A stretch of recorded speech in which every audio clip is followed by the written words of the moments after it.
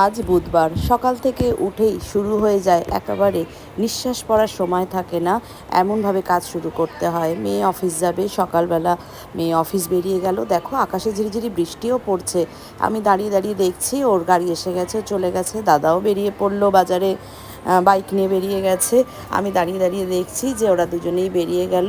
আর ছোট মেয়ে তো ঘুমোচ্ছে। আমার মোটামুটি সকালের কাজ একটু এগিয়ে গেছে। মেয়ে অফিস গেলে তাড়াতাড়ি কাজ হয়ে যায়।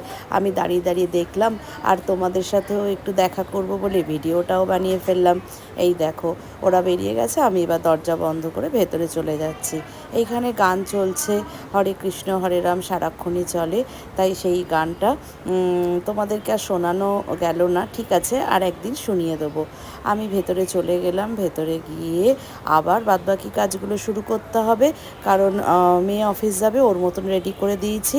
রান্নাঘরের অবস্থা মারাত্মক। এখানে চাও করে দিয়েছি, দাদা চা খেয়ে চলে গেছে। আমার অবস্থা দেখো পুরো ছড়াছড়ি। আনারস কেটে রেখেছি ছোট মেয়ের আর ওর বাবার জন্য। এখানে সমস্ত জিনিস পড়ে রয়েছে, এগুলোকে গোছাবো।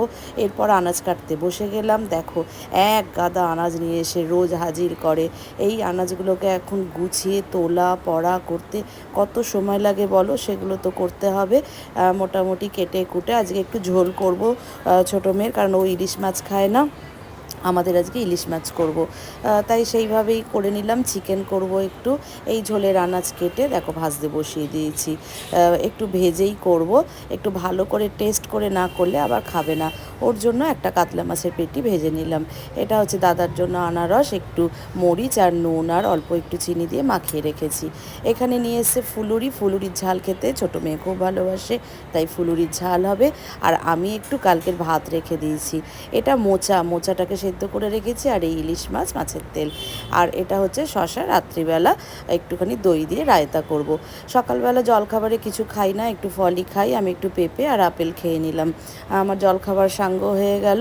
জলখাবার খেতে খেতেই কাজ করছি। দাদার পাউরুটি দিয়ে দেবো, পাউরুটি সেঁকে।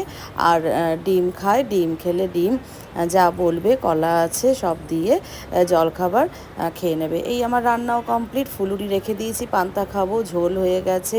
এখানে ইলিশ মাছ ভাজা, ইলিশ মাছের তেল, কাতলা মাছ ভাজা বড় ছোটো মেয়ের জন্য রাখা রয়েছে। লেবু কেটে রেখেছি।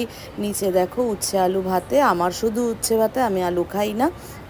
আর এখানে রয়েছে ইলিশ মাছের সর্ষে পোস্ত আর দই দিয়ে একদম কটকটে ঝাল। এই সেই পান্তা, যে পান্তাটা আমি জল ঢেলে রেখেছি, এটাকেই আমি আজকে খাবো। ঠিক করেছি, কোনো তরকারি খেতে ভালো লাগছে না। ফুলুরির ঝাল। আর এইটা কালকে চেতল মাছ করেছিলাম, সেই মাছটাও খানিকটা রয়ে গেছে। দাদা সারাদিনের কাজের পর বসে পড়লাম, কি আর করব বলো, একটু রেস্ট নিলাম। এইভাবেই সারাটা দিন কেটে গেল। টাটা, বাই বাই সবাইকে।